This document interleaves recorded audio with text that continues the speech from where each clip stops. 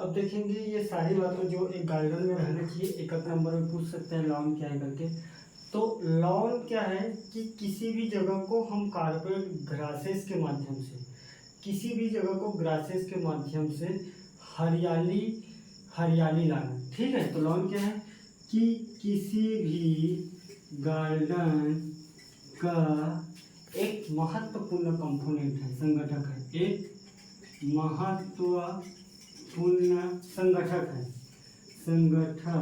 है जो ग्रासेस के माध्यम से, ग्रासेस मतलब कई प्रकार के ग्रास होते हैं, ग्रासेस के माध्यम से हरियाली उत्पन्न करना, हरियाली उत्पन्न करना लॉन कहलाता है। लॉन जैसे कि ये गार्डन है, उद्यान है, उद्यान में हमारा लॉन है, लॉन के बाद रोड है, रोड के बाद चलने फिरने खाने पीने के लिए कैंटीन है, कैंटीन के बाद और कुछ है, और इधर कुछ और है दिखाने लायक, झरना है, फोकल पॉइंट है, मोबाइलिटी है, हारमोनी है, ये सारी। तो इस लॉन में कारपेट लॉन वाला पोर्शन में ग्रासेस लगाएंगे ना, तो ग्रासेस लगाएंगे तो हरियाली उत्पन्न होगा कि नहीं होगा, तो उसी को बोल रहे हैं लॉन। ठीक है, बात समझ में आया। तो लॉन क्या है, लॉन क्या है, एक गार्डन का एक छोटा सा कंपोनेंट, महत्वपूर्ण कंपोनेंट है ना, महत्वपूर्ण संगठक है जो ग्रासेस के माध्यम से हरियाली उत्पन्न, किसी भी गार्डन में हरियाली उत्पन्न करते उसको बोलते हैं लॉन। ठीक है, ठीक। इसके बाद आ जाएंगे टोपियरी। टोपियरी बेसिकली क्या है कि टोपियरी के मतलब क्या है कि किसी भी गार्डन में हम फिजिकल शेप देना, चाहे हम पक्षी को दें, चाहे किसी जानवर को दें, चाहे किसी भी चीज को दें। यहाँ टोपियरी की मतलब लिखना कि उद्यान का एक घटक है जो फिजिकल भौतिकी प्रारूप देता है, किसी भी चीजों का भौतिकी प्रारूप देता है, किसी भी सब्जेक्ट लिखो, सब्जेक्ट विषय वस्तु की, चाहे वो गाय हो सकता है, चाहे कोई भी हो, सब्जेक्ट लिखोगे तो समझ जाएंगे। यहाँ एग्जाम्पल में लिख लेना, गाय, हाथी, पक्षी का भौतिकी प्रारूप प्रदान करना या फिजिकल रूप देना, या भौतिकी प्रारूप प्रदान करना या फिजिकल रूप देना, वही है, एक ही बात है। इसको इंग्लिश में फिजिकल रूप देना, उसको बोलते हैं टोपियरी। ठीक है, टोपियरी क्या है, किसी भी उद्यान का एक महत्वपूर्ण घटक है जो किसी भी जगह हो, किसी भी सब्जेक्ट, अगर चाहे गाय हो सकता है, हाथी, पक्षी, चाहे जो भी चीज हो सकता है, ये आपके ऊपर है।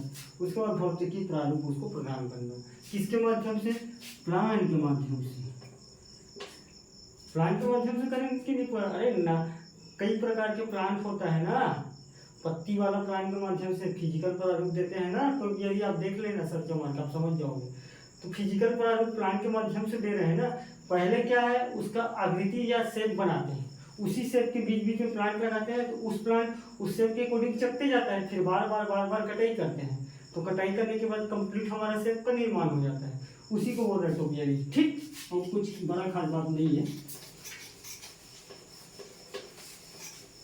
पारगोला के मतलब क्या है कि दरवाजा के सामने या किसी भी गार्डन या किसी भी उद्यान के पर्टिकुलर हिस्सा में या पर्टिकुलर घुसने से पहले उस पर नार वाला प्लांट चढ़ाना। नार वाला मतलब समझ रहे हो, बेसिकली जो जिस पर लकड़ी ना बना हो, श्रप्स वाला। ठीक, जैसे कि ये गार्डन का ये उद्यान है, ये दो भाग में बटा है गार्डन। ठीक, यहाँ लॉन जाने का है, यहाँ बिल्डिंग जाने का है, तो बिल्डिंग के सामने, गेट के सामने दो खंभा खड़े करना, और दोनों खंभा में प्लांट के नार वाला ऐसे चढ़ा रहता है, तो एकदम अच्छा लगता है पूरा प्लांट से बनाया करके, तो उसी को बोलते हैं पारगोला। तो पारगोला क्या है, दो खंभों के बीच में प्लांट को चढ़ाना और एक फिजिकल आकृति वेलकम के रूप में प्रदान करना। ये क्या है, वेलकम के रूप में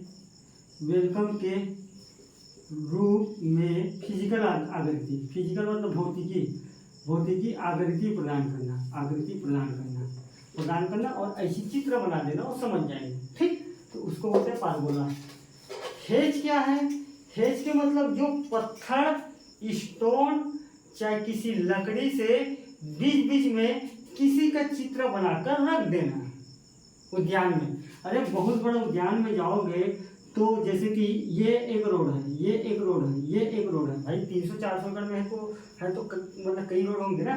तो बीच बीच में किसी आदमी का चित्र बना के लकड़ी में बना के पेंटिंग करके रख दिए रहते हैं। तो हेज वही है कि किसी व्यक्ति विशेष का चित्र बनाकर या उसका आकृति बनाकर बीच बीच में प्रदर्शित करना गार्डन में, ठीक है। हेज मतलब कि किसी या हेज से अभिप्राय है, हेज से अभिप्राय हैं व्यक्ति विशेष का चित्र या आकृति बनाकर निर्माण कर उस गार्डन की रख देना, ठीक। नहीं, हेज नहीं, ये एज है जी, ये एज है आकृति वाला। मैं ई सोच रहा था, ठीक है। तो एज वही है। एज के मतलब स्टोन, पत्थर, चाहे लकड़ी। यहाँ लिखो स्टोन, पत्थर, लकड़ी से व्यक्ति विशेष का आकृति बनाकर बीच बनाकर रखना। जैसे कि तुम बीच बीच में जाते हो तो किसी व्यक्ति का आदमी ऐसे खड़ा रहता है बन के, कहीं जाते हो तो कहीं बैठा रहता है, तो आपको पकड़ के फोटो खिंचाने में मजा आता है। ये वही है, उसी को एज बोल रहे हैं, एज, समझ गए। हेज के मतलब क्या है?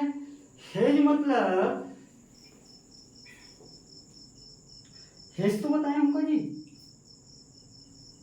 पौधे को चढ़ाना गेट वाला, तो हेज तो हो गया। तभी तो मैं सोच रहा हूँ ये कैसे हो रहा है गलत करके, यार बताते भी नहीं हो।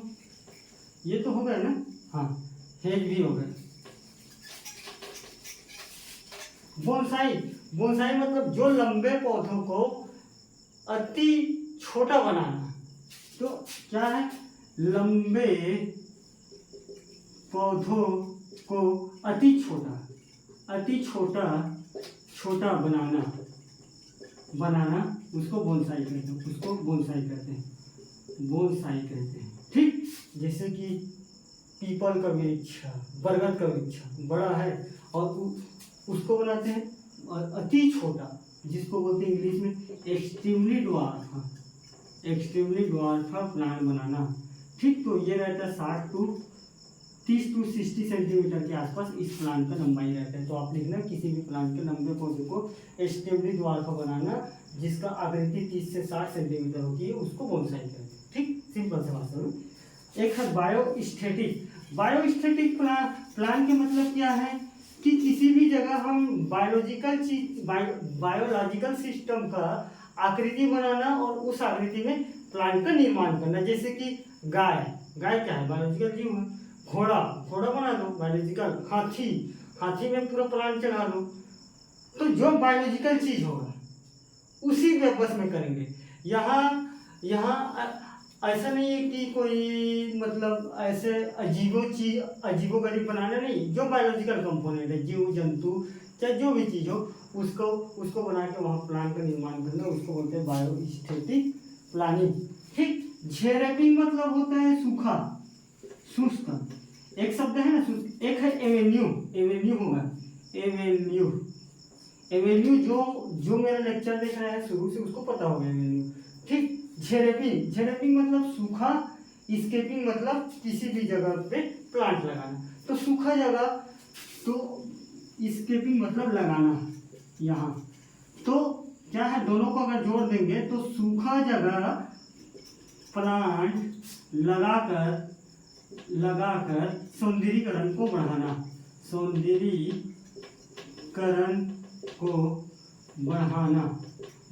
उसी को बोलते हैं जेरेपिंग मतलब सूखा जगह प्लांट लगाकर। कौन सा प्लांट? ऑर्नामेंटल प्लांट, अलंकृत पौधा लगाकर सौंदर्यीकरण को बढ़ाना उसे जेरेपिंग कहते हैं। एवेन्यू प्लांटिंग क्या है? एवेन्यू प्लांटिंग वह प्लांटिंग है, एवेन्यू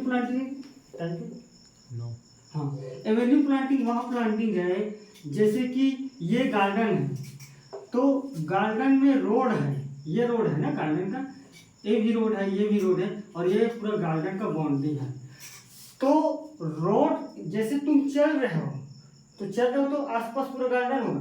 तो जैसे कि ये बीच में हम चल रहे हैं ना, यहाँ हम चल रहे हैं, यहाँ हम चल रहे हैं, यहाँ हम चल रहे हैं, यहाँ हम चल रहे हैं, तो आइट साइड आइट साइड आइट साइड आइट साइड आइट साइड आइट साइड आइट साइड आइट साइड सेम हाइट में सेम टाइप प्लांट का लगाना, उसको बोलते हैं एवेन्यू। एवेन्यू क्या है? किसी भी रोड के आइट साइड सेम प्लांट का लगाना या सेम साइड में प्लांट को लगाना, उसको बोलते हैं एवेन्यू प्लांटिंग। जैसे कि तुम अगर मान लो किसी भी सड़क में जाते हो, तो सड़क के आइट साइड जो प्लांट लगा रहता है, that is the Avenue planting, that should be Avenue planting, right?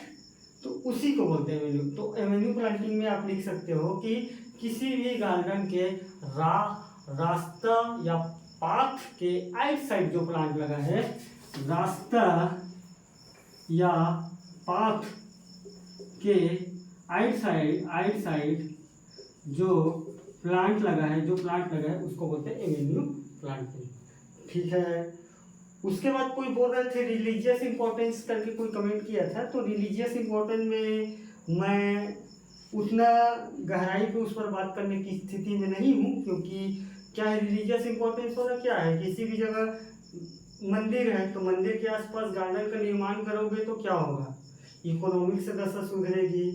Importance है ना। अगर मान लो क्या ये मंदिर है, ये अगर मंदिर है, मंदिर के आसपास के 5 एकड़, यहाँ आसपास के 5 एकड़, यहाँ आसपास के गार्डन का डेवलपमेंट कर लोगे, और गार्डन के डेवलपमेंट करोगे मंदिर के हिसाब से, और गार्डन का डेवलपमेंट करेंगे, श्रद्धालु आएंगे, गार्डन में रुकेंगे, घूमने जाएंगे, 10 रुपये लोगे, इकोनॉमिक से बढ़ जाएगा, पैसा का आवक होगा।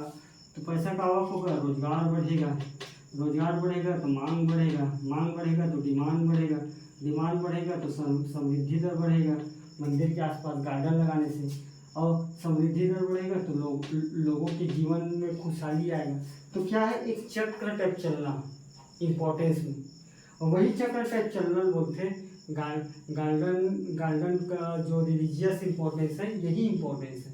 आसपास रहेंगे, श्रद्धालु का आना जाना हमेशा रहेगा, हमेशा उस गार्डन में लोगों का थकान संबंधी चीज़ों को, मन में शांति का भाव, भगवान के प्रति आस्था, लोगों के प्रति आस्था, लोगों के मन में समतामूलक समाज की स्थापना की बात, स्नेहपूर्वक लोगों के प्रति श्रद्धा, सहानुभूति जैसे चीज़ों के भाव उत्पन्न होंगे, और आदमी के जो मन में उठाए बैठे उससे दूर होंगे, और एक्चुअल में क्या करेंगे, सारी चीज़ का एक चक्र चलेगा और सबको फायदा होगा। तो मैं इस टॉपिक में तक बात करूँगा। अगर कोई एलिमेंट करके पूछ रहे तो गार्डन के एलिमेंट में आप नाम सुन लो। गार्डन के एलिमेंट में है जैसे कि line, colour, texture, Avenue, hedge, जो मैं बताया हूँ, हेज, बोनसाई, बोनसाई के बाद एज, तो सारी क्या है, गार्डन के कंपोनेंट है और गार्डन के एलिमेंट है। आपको गार्डन का कंपोनेंट पूछे, जो मैं टर्मिनोलॉजी बताया हूँ 3-4 ऊपर का आप बता देना, लाइन बता देना, रास्ता बता देना, कलर बता देना, तो 2-2 लाइन सबके बारे में आप डिफाइन कर देना। ये हो गए एलिमेंट। फैक्टर अफेक्टिंग में क्या है, ह्यूमन फैक्टर है। ह्यूमन कैसे फैक्टर करेगा, लैंडस्केपिंग को। ह्यूमन के बाद क्या है, प्लांट फैक्टर है। प्लांट के बाद दिखने वाला फैक्टर है वीओ फैक्टर है। वीओ के बाद क्या है कि आवागमन का क्षेत्र है। आवागमन के क्षेत्र के बाद क्या है, वहाँ की जगह, प्लेस एक फैक्टर है। तो सारी फैक्टर क्या करेगा, लैंडस्केप को प्रभाव डालेगा कि नहीं डालेगा। ठीक। एक है एलिमेंट ट्रांजिशन या ट्रांजिबल या इनट्रांजिबल। ट्रांजिबल मतलब, इनट्रांजिबल मतलब क्या है, एक अमूर्त विषय के बारे में बात करें। अमूर्त विषय के मतलब जिसको हम सोचने के प्रबंधक पे सोचते हैं, किसी भी गार्डन को बनाते हैं तो हम अमूर्त लेवल तक सोच विचार मंथन करते हैं, उसी को बोलते हैं ट्रांजिबल या इनट्रांजिबल करके बोलते हैं। तो गार्डन बनाएंगे तो क्या सोचेंगे, क्या अमूर्त हमारे विषय में रहेगा, फायदा कमाना, व्यवसाय करना, वहाँ की एम्प्लॉयमेंट की गति को तेज लाना, वहाँ की इकोनॉमिक समृद्धि दर को बढ़ाना। तो ये क्या है, एलिमेंट, सारी एलिमेंट को देखते हुए गार्डन का निर्माण करना और अमूर्त प्लस अमूर्त लेकर हम बिजनेस के बारे में सोचना, उसी को बोलते हैं अमूर्त इन अमूर्त के बारे में बात करना। अगर आपको जो नोट्स मिलेगा हल्का फुल्का पढ़ लेना, कॉन्सेप्ट यही है। बाकी तुम्हारा टॉपिक में कोई और खास बात नहीं है, हल्का फुल्का थोड़ा थोड़ा देख लेना, बाकी मैं बताऊँगा देख लेना। ठीक, थैंक यू।